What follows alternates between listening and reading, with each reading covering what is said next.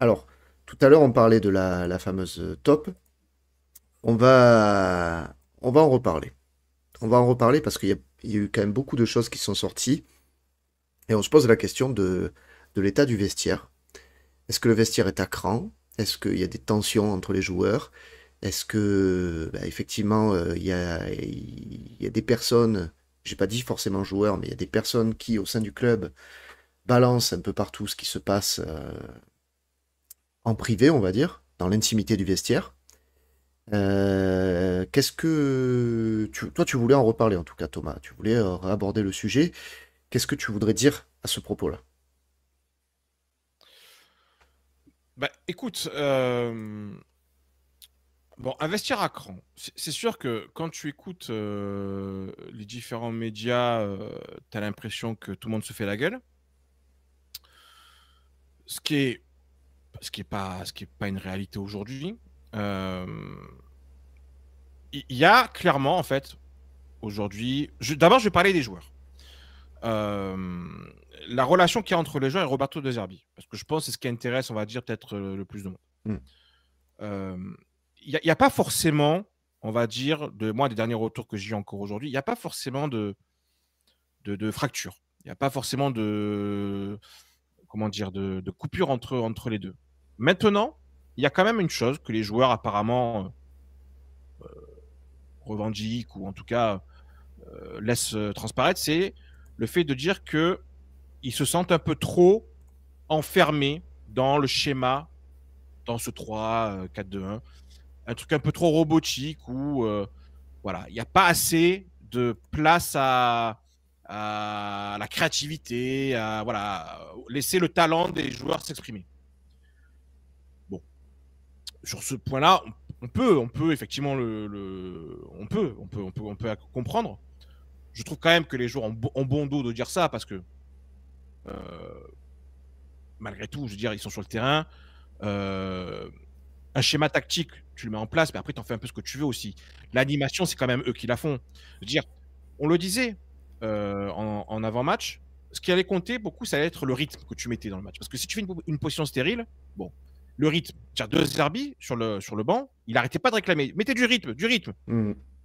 Il y en a quasiment pas eu. On n'arrivait pas à mettre ce rythme-là. Donc ça, c'est un premier point. Je veux dire, il y a, je pense, une différence entre ce que demande Roberto De Zerbi, et on en reparlera après parce que on a aussi une autre question par rapport à ça, c'est est-ce que les joueurs sont au niveau de ce que peut demander Roberto De Zerbi? Ça peut être véritablement une question.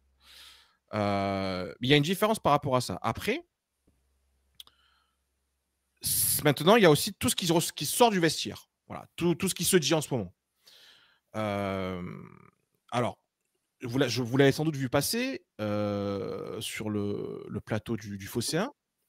Et je le dis parce que tu le sais, voilà, Hmm. je le dis et la personne est au courant, donc il n'y a pas de problème. Sur le plateau du Phocéen, il y a un consultant, c'est Idriss Kasmi, il me semble, je crois, qui a dit que Pierre-Émile Aubière avait fait une demande à Mehdi Benassia d'exclure, en gros, Greenwood et Luis Enrique par rapport à leur comportement. Voilà, ça a été dit, il y a une vidéo qui, vous pouvez le retrouver l'après-match du Hmm. Phocéen Ça a un peu sur Internet. tourné ensuite ouais, sur les réseaux. Voilà. Donc voilà.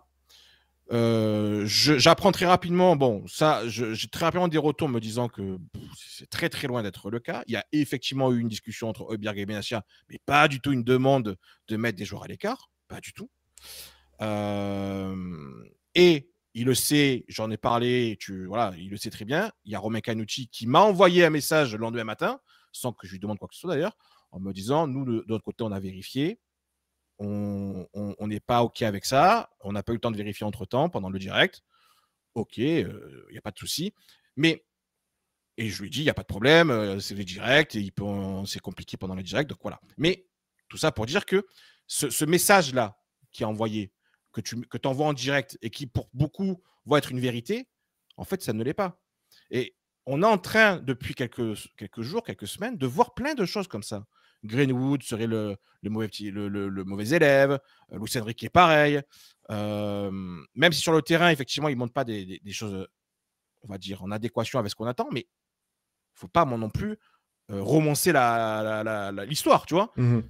Il faut être juste dans l'info, dans ce qu'on essaie de dire. Et c'est ce que j'ai dit à Romain, il était d'accord avec moi. Donc voilà. Et ce qui m'embête, c'est que ce type de message-là, ça vient, encore une fois. Alors là, il y a le sujet de la top. Là. RMC me fait beaucoup rire parce que RMC nous parle de top. C'est quand même les premiers à Ils sont à bien être contents contents, hein. qu'il y ait des tops dans le Ouais, tu vestiaire pour avoir m'étonnes. des infos. Donc, Ouais. ça, déjà, de un, ça n'a aucun sens de dire ça. De deux, il faut arrêter de penser qu'il n'y en a qu'une seule de top hein, dans un vestiaire. Et dans tous les vestiaires de tous les clubs, il y a plusieurs tops. Et c'est rarement d'ailleurs les joueurs, directement. Parce que tout le monde tombe sur les joueurs. Je vois plein de mecs dire ouais, c'est rongé, ouais, c'est machin, ouais, c'est truc. Non, les gars, vous croyez vraiment que les joueurs, ils ont que ça à foutre de parler aux journalistes pour dire ouais, il y a tel ou tel truc qui sont passés. Non. C'est évidemment soit les entourages, les agents ou des salariés du club, Mhm. souvent des salariés qui sont là depuis longue date, qui parlent. Et c'est eux les vrais tops. Et le problème je reviens à ce qu'a dit Idriss Kasmi sur le Phocéen, ce message-là, c'est un message que moi-même j'ai entendu, qu'on m'a donné, et je sais de qui ça vient. Et ça vient du clan Tessier. Quand je dis le clan Tessier, c'est Stéphane Tessier, l'ancien directeur général du club, qui est parti suite à la décision du club de le dégager. Il faut que je comprenne une chose, c'est que Stéphane Tessier, quand il est parti, avant ça, il y a eu ses bras droits qui ont eu des nominations au club, qui sont toujours là, au club, et qui continuent le travail, on va Le dire. fameux clan des Stéphanois.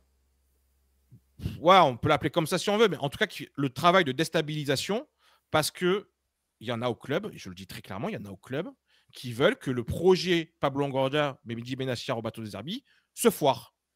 Voilà. Ça, c'est clair, net et précis. Donc, et ça, c'est un gros problème. Et c'est le cas depuis le début de la saison. Donc, qu'on arrive malgré tout à construire une équipe. Finalement, on est quand même 3e au championnat, même si, bon, en ce moment, ça ne va pas. On a encore notre destin entre les mains, malgré tout, hein, qu'on le veuille ou non. Hein, on est encore 3e. Si on gagne tous nos matchs, on sera 3e. On sera en Ligue des Champions. Donc, on arrive encore à être à ce niveau-là, à ce stade de la saison, avec tout ce qui s'est passé. Rappelez-vous l'interview de Mehdi Benatia, quand il critique le pôle administratif, etc. Enfin, il faut se rappeler un peu tout ce qui s'est passé dans la saison, le pétage de plomb de Pablo Longoria. Mais il s'explique ce pétage de plomb. Mhm. C'est pas que par rapport aux arbitres, c'est aussi par rapport à plein de choses. La pression qu'il y a sur lui, parce qu'il sait qu'il y a des mecs au club qui sont sur sa gueule. Enfin, voilà, il y a plein de choses qui font qu'aujourd'hui, la situation, elle est complexe. Elle est complexe. Et le vestiaire là-dedans, ben oui, le vestiaire, il subit.